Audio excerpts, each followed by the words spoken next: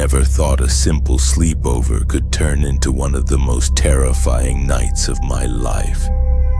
But that night, I learned something I'll never forget, and I still think about it almost every day.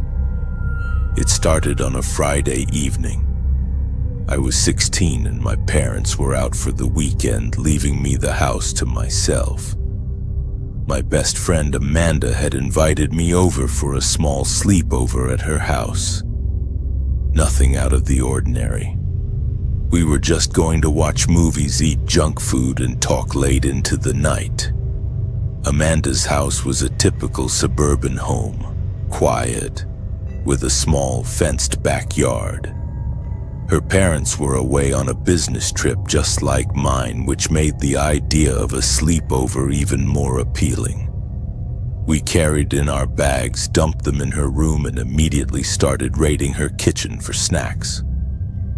The usual laughter, teasing, and gossip filled the air. Everything felt normal. We decided to start with a movie marathon in her living room. By the third film, it was already past midnight. We'd eaten too much, drank too much soda, and Amanda suggested we set up her old board games in the living room just for fun. That's when I noticed something strange, but I didn't think much of it at first.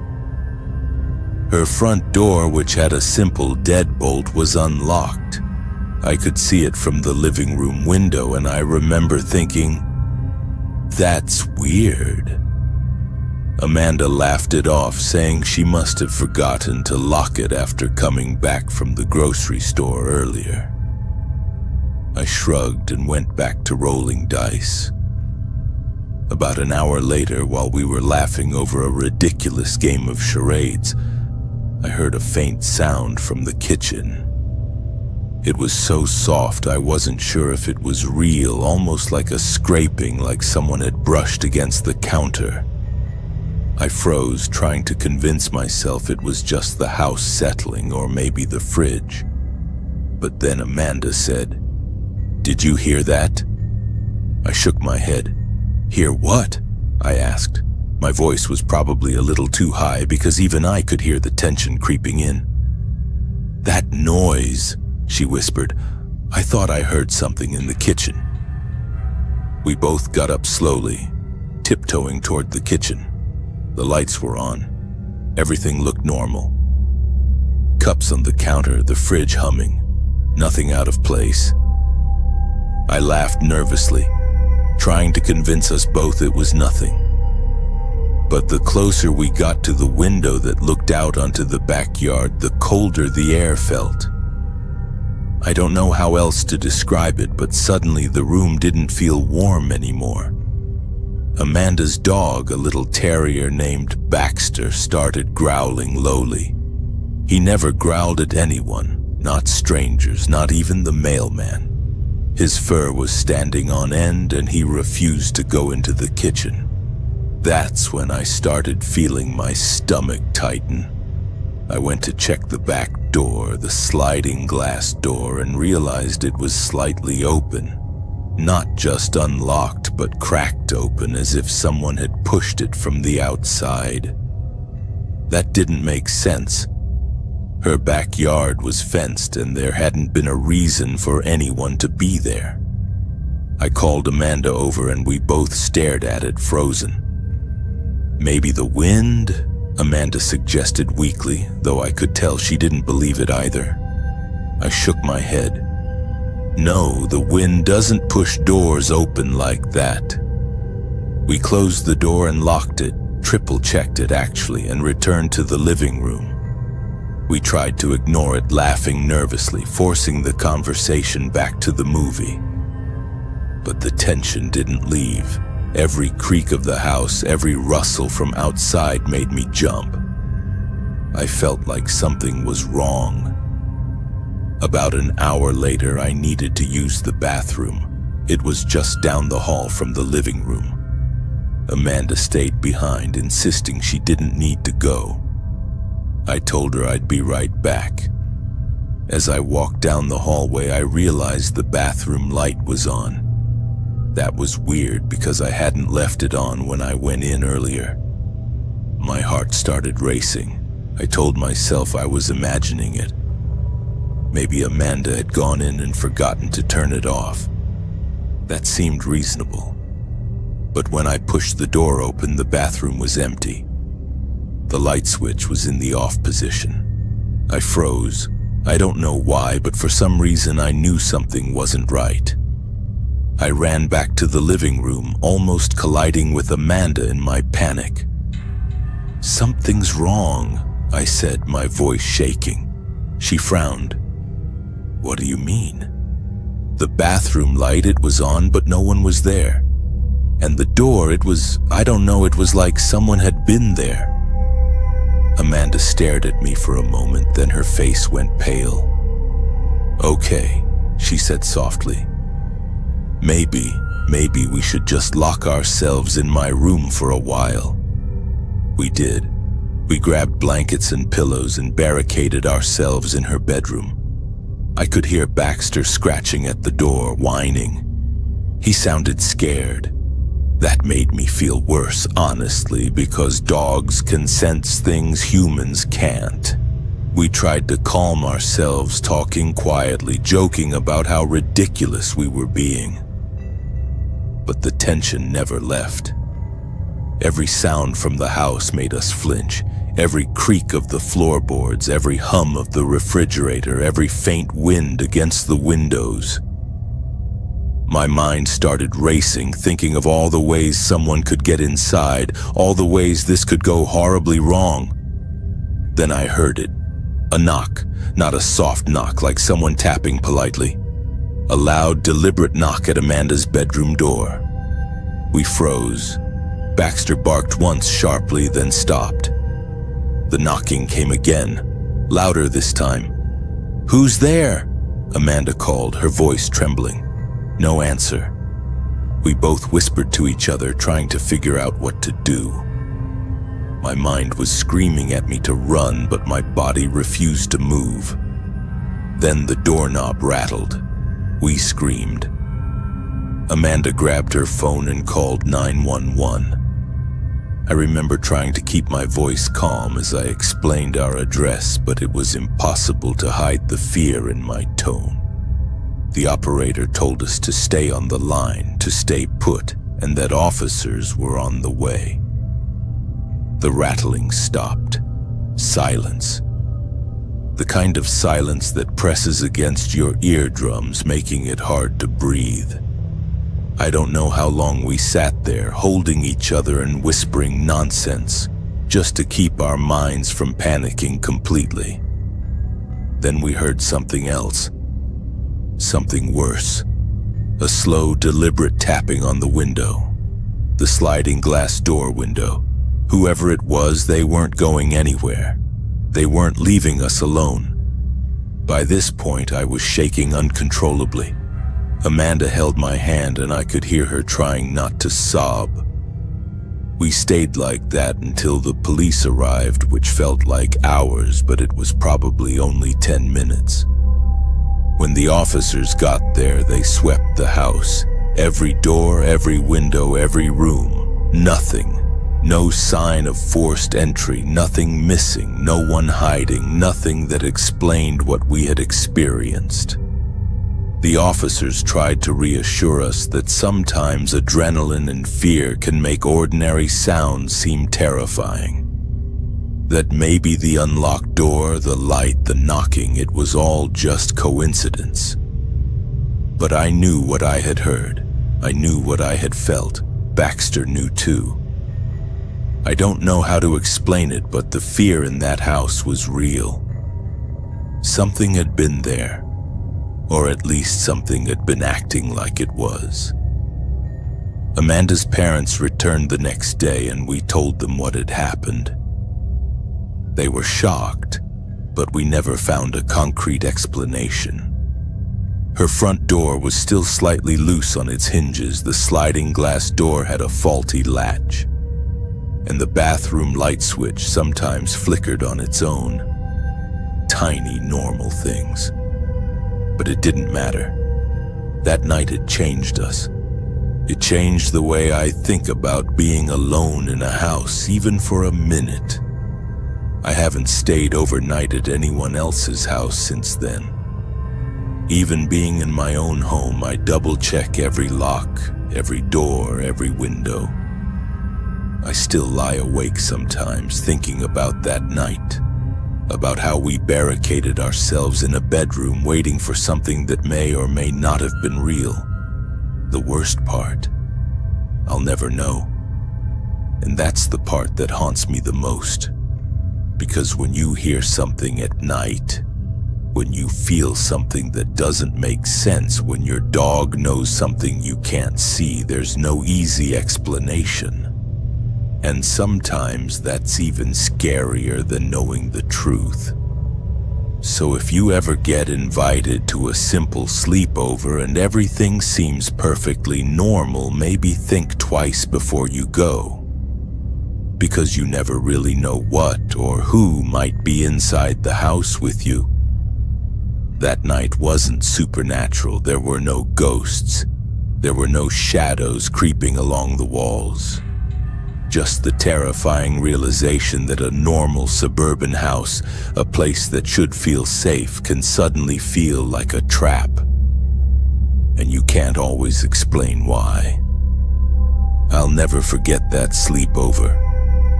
And every time I hear a creak in a quiet house, I remember that night. I remember the fear, the shaking, the helplessness. And I know that for one night, my sense of safety, my sense of control was gone. And it could happen again, anywhere, to anyone. So be careful. Lock your doors. Trust your instincts. And maybe, just maybe, think twice before you stay over somewhere that should be perfectly safe.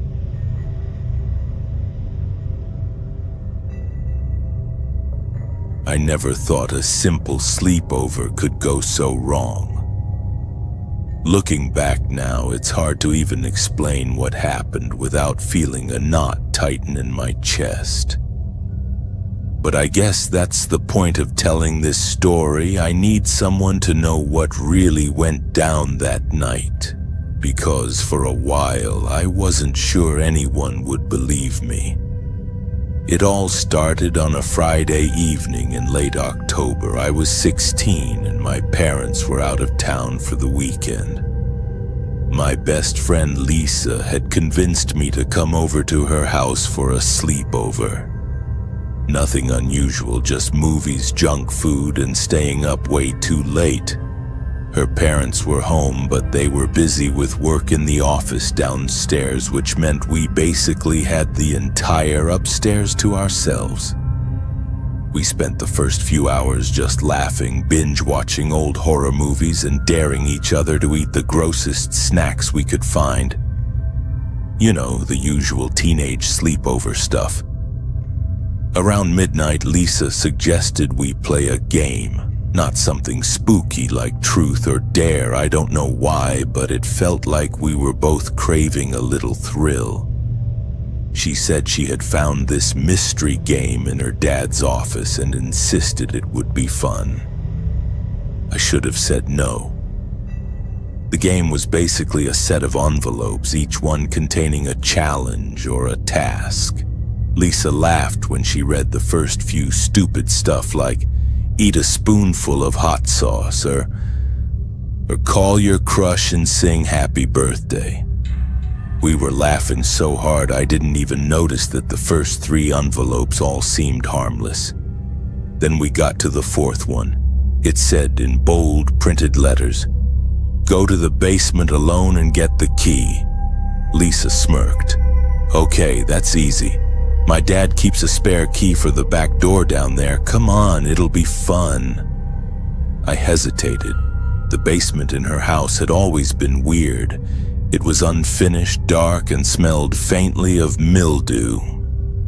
There was this tiny single light bulb that barely lit the stairs, and it flickered every few seconds.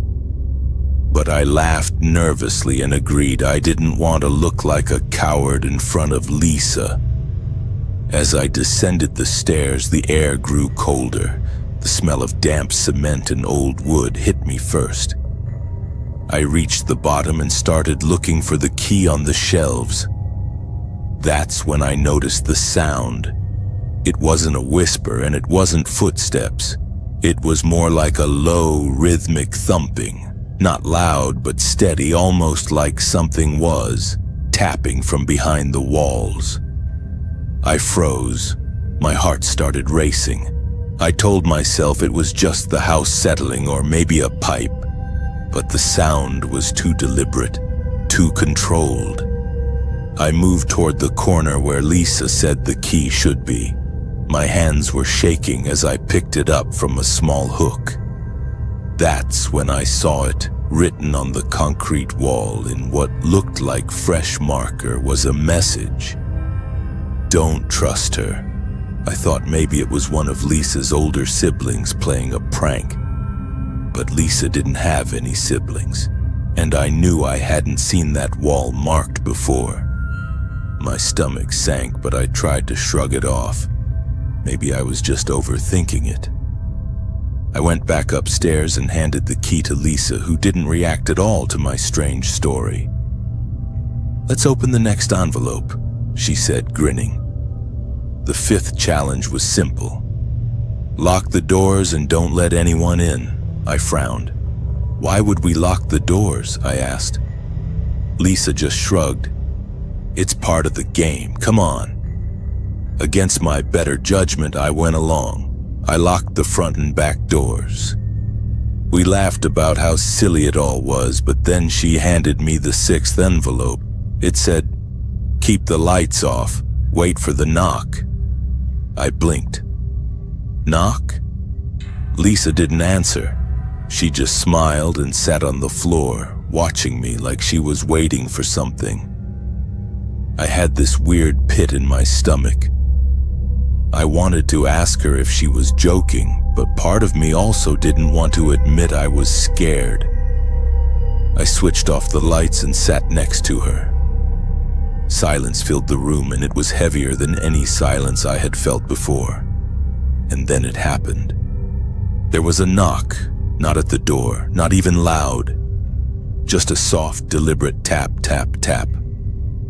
It came from the wall behind me. I froze. My pulse went wild. "Lisa," I whispered.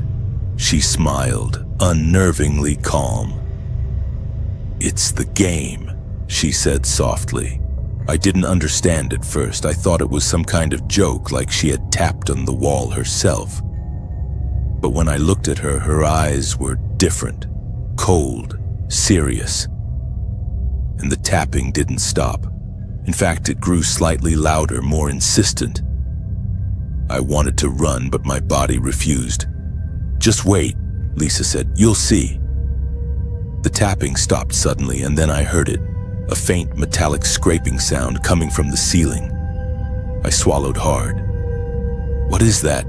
I whispered. Lisa didn't answer. She just held up the next envelope. "Open it," she said. My hands were shaking as I tore it open. It said, "Put your phone in the envelope, trust the game." I hesitated. Every instinct screamed at me not to do it, but I didn't want to ruin the game. So I put my phone inside. The envelope was thicker than I expected, almost like it was padded. Then she closed it for me. "Now we wait," she said, and we did. At first it was just quiet. Too quiet. And then the sound returned, a faint dragging noise, slow, deliberate, like something heavy was being pulled across the floor. My stomach twisted into knots. I wanted to scream, but I couldn't. I felt trapped, frozen completely at her mercy. Then Lisa said quietly, almost whispering, "It's coming up the stairs." I jolted. What do you mean?" She didn't answer. She just smiled and held another envelope. "Open it," she said again. This one said, "Go into the hallway and open the door you hear." I felt my knees weaken. The hallway was dark, empty, except for the faint dragging sound that had just stopped at the top of the stairs. My mind was racing. This wasn't a game anymore. I could feel it. Something was wrong. I stepped into the hallway slowly. My heart was pounding so hard I was sure she could hear it. And then I heard it breathing. Deep, heavy, coming from behind the bedroom door at the end of the hall. I froze. My mind screamed to run back, grab my phone, call someone, but the game, or whatever twisted thing Lisa had planned, was pulling me forward. I reached for the door handle. My hand was trembling. "Open it," Lisa whispered from behind me. I turned slightly to see her. Her face was calm, but her eyes, they weren't my friend's eyes anymore. Not completely, they were cold, distant, like she was watching someone else entirely. I opened the door. The room was empty, just my friend's spare bedroom. But then I noticed it, my backpack. My parents had bought it for school, navy blue, sitting on the floor. And inside, my wallet, my phone, everything that I had brought with me, just gone. I spun around. "Lisa, where's my stuff?" I demanded. She just smiled. "You lost, that's the game," she said. I laughed nervously. "This isn't funny, Lisa, give it back." She shook her head. "Not yet. There's one more envelope." My hands were shaking as I opened it. It said, "You can leave, but remember, someone always watches the rules."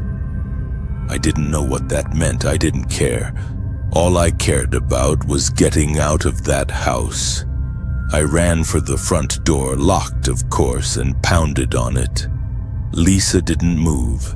She just sat on the stairs, smiling, whispering something I couldn't hear over my panic. I kicked the door with everything I had. And then finally I heard her parents calling from downstairs. I bolted down the stairs, threw open the door, and ran out into the street. My backpack was gone, my phone was gone, and I didn't stop running until I was halfway down the block. I never went back to Lisa's house. I never spoke to her again. Weeks later, I heard from someone who had been in her neighborhood that Lisa had been charged with theft. Nothing violent, just taking things from people she knew. But that didn't explain the night. It didn't explain the envelopes, the basement, or the dragging sound in the hallway. I think about it all the time, and I know one thing for certain. That night wasn't a game. It was something else, something planned, something patient. And the part that chills me the most, I'll never know what would have happened if I hadn't left when I did. So if you ever find yourself at a sleepover feeling like everything is just harmless fun, remember this. Sometimes the game isn't the game, and sometimes your best friend isn't really your friend at all.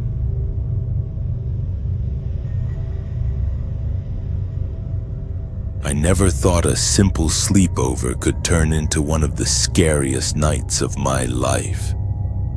Honestly, it started out completely normal. I was 16 and my best friend Emma invited me over to her house on a Friday night. Her parents were out of town, which for us meant unlimited freedom, movies, junk food, and staying up way past our bedtime. When I got there, it was already dark. Her house wasn't huge, but it felt cozy, like the kind of place where nothing bad could ever happen. Emma greeted me at the door with that excited grin she always had, the one that made her seem fearless. "Come on, hurry up," she said. "We've got a ton of stuff planned." The first few hours were normal. We watched some old horror movies, not the scary kind that get under your skin, just fun jump scare ones. We ate popcorn, argued over which soda was the best, and laughed at dumb YouTube videos. It all felt like a typical sleepover. Then around midnight, we started getting bored. That's when Emma had the idea to explore her basement. She'd been talking about remodeling it for weeks, but no one had really been down there. It wasn't forbidden or anything, it just didn't have much in it. Mostly old furniture and boxes, but she said it would be fun to check out. At first I was hesitant. I've never been great with enclosed spaces, especially ones that are dark and unfamiliar. But Emma was insistent. "Don't be such a baby," she teased, and well, I followed her. The basement stairs creaked under our weight. The lights down there didn't work, so we had to rely on the flashlights from our phones. The air smelled like dust, old wood, and something else I couldn't quite place. It was faint, almost like metal, but I brushed it off as my imagination. The basement was bigger than I expected. Boxes were stacked along the walls, covered in sheets. There were old couches and chairs pushed into corners, and I noticed some shelves with jars and containers filled with things that looked like screws, nails, and random tools. Pretty typical, except for a door at the far end that didn't match the rest of the basement. It was newer, a smooth wooden door with a small metal handle. "Where does that go?" I asked. Emma shrugged, flashing her phone light over the door. "I don't know. My parents never mentioned it. Maybe some storage? Let's see." I wanted to say no, wanted to turn around and go back upstairs to the comfort of laughter and snacks. But curiosity got the better of me. Emma opened the door slowly. On the other side, it was just another room, but not like the rest of the basement. This one was empty except for a single chair in the middle. The walls were bare concrete and the air was noticeably colder. "Creepy," I muttered. Emma laughed nervously. "It's fine. It's probably just an old storage room. Want to sit in the chair? Like for fun?" I hesitated and she rolled her eyes, but finally I did.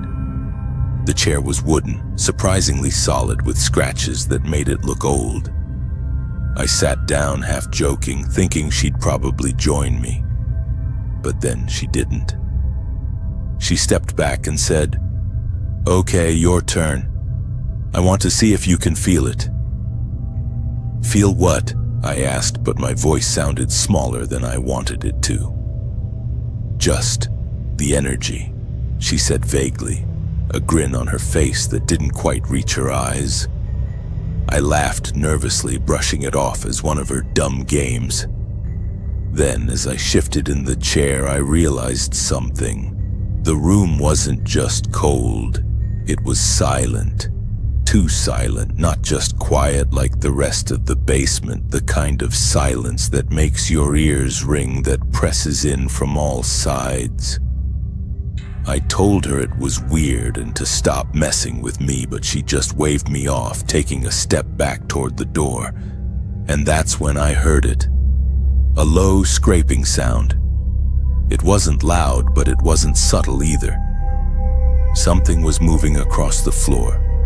Slow, deliberate. "Emma, did you hear that?" I whispered. She froze. Her smile vanished. "It's probably just a rat," she said, trying to keep her voice steady.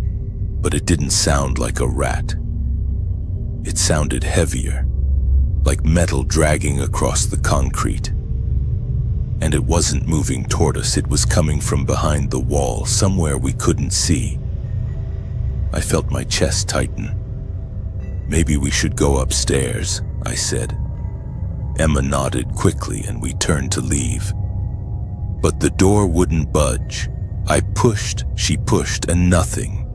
It was like it was stuck or locked. Panic started to bubble up. I could hear my heartbeat in my ears. The scraping sound grew louder, moving along the wall, circling the room. In that moment, I could feel it.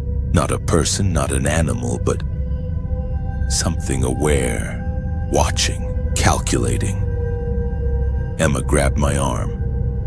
"There's another door," she whispered, pointing to a tiny hatch near the corner of the room. I hadn't noticed it before, partly because it was almost flush with the wall. We tried to open it, but it was heavy and it wouldn't give easily. The scraping sound was closer now, directly behind the chair. I froze, every instinct screaming at me to run, but my legs wouldn't move. Then Emma did something reckless. She slammed her shoulder into the hatch. It swung open just enough for us to crawl through. We scrambled into a narrow crawl space behind the wall, the air pressing against our faces. We could hear the sound of something moving in the main room, circling, stopping, listening. We stayed there for what felt like hours. Our breaths came in short gasps, our bodies pressed against the cold wall. I wanted to scream, to beg for someone to help us, but I didn't even know what would happen if we did. Finally, the scraping stopped. Total silence. I didn't dare move, not even a whisper. We waited until I thought I could hear our own hearts. Then, as carefully as possible, we peeked out of the crawl space. The room was empty. No one there. The chair had been pushed over, lying on its side. That was it. No footprints, no sign of anyone, just the chair. We didn't wait to investigate. We scrambled back to the basement stairs, practically tripping over ourselves in our rush to get out. When we finally reached the living room, I leaned against the wall, trying to catch my breath. "Maybe it's the neighbors?" Emma suggested weakly, but I didn't believe her. "I don't care," I said, my voice shaking. "I want to go home." We didn't speak much for the rest of the night. We tried to laugh it off, but the memory of that scraping sound haunted every corner of my mind. I eventually slept a little on her couch, but every time I closed my eyes, I felt like something was moving just out of reach. The next morning, her parents came home. I left quickly, vowing never to go into that basement again. I didn't talk about it with anyone for months. I thought maybe I'd imagined it. Maybe the scraping was some old pipe or a floorboard. But every time I think about that night, my stomach twists. There was something in that room. Something deliberate, patient, and aware. Months later, Emma finally told me what she'd discovered. Her dad had bought the house from an older couple who had stored tools and metal parts in the basement. Nothing about a crawl space or a hidden door, and no record of anyone else ever entering that part of the house. We never went back, not together, not separately. And sometimes when I close my eyes at night, I hear a faint scraping in the distance, reminding me that it's still there, waiting just behind a wall somewhere, patient and silent until it decides otherwise. That sleepover was supposed to be fun. It wasn't, and even now, years later, I can't shake the feeling that some doors, some rooms are better left unopened. Because once you've been inside, you never really leave. These were the terrifying sleepover stories. If you liked these stories, make sure to hit the like button, subscribe to Mr. Terrifying, and turn on notifications so you never miss